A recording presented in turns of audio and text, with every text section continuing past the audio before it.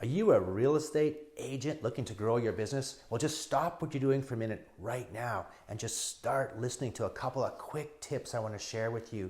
I've been networking and meeting people for my entire life and always trying to get to know people better. And quite often people say, when they're looking to get to know people, they either don't know, what to say, or it's a little bit awkward, or you might even come across people who you think would be ideal to buy real estate from you, and you'd really like to get to know them better.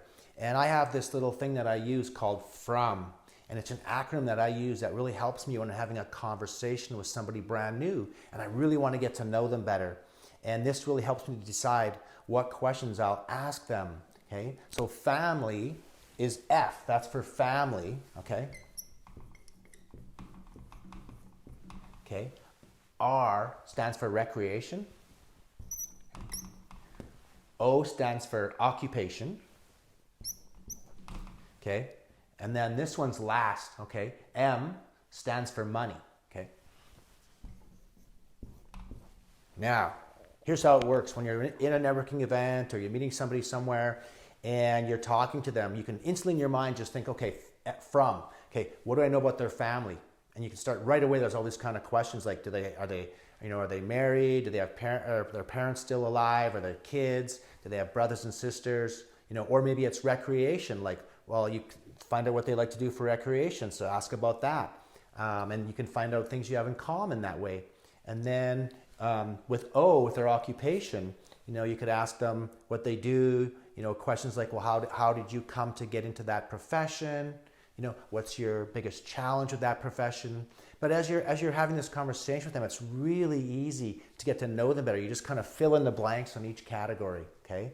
And then you notice I put a little space here, okay? And there's a little space between O and M because M comes last, because you really need to get to know someone really well and build a relationship with them before you start talking about money.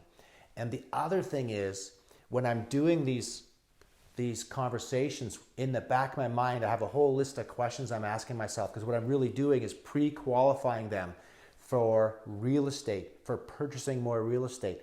If they'd be right for it, if they're the right personality type that would take action on real estate, or could they qualify for mortgages? And this allows me to get to know people really well, and quite often I'm able to not waste my time, or I'm able to know, let's get them into the office and have a conversation, okay? And the other thing is, if I can get to know them well enough, and I think they'd probably be right for an investment property or to purchase a second or third property as an investment, I'm going to have them into my office to talk about money. But before you talk about money, you have to do something. You have to get permission to talk to people about money. And to do that, okay, I have something that I call an upfront contract. And this is the most powerful 30-second part of the conversation, because it changes everything from that point forward.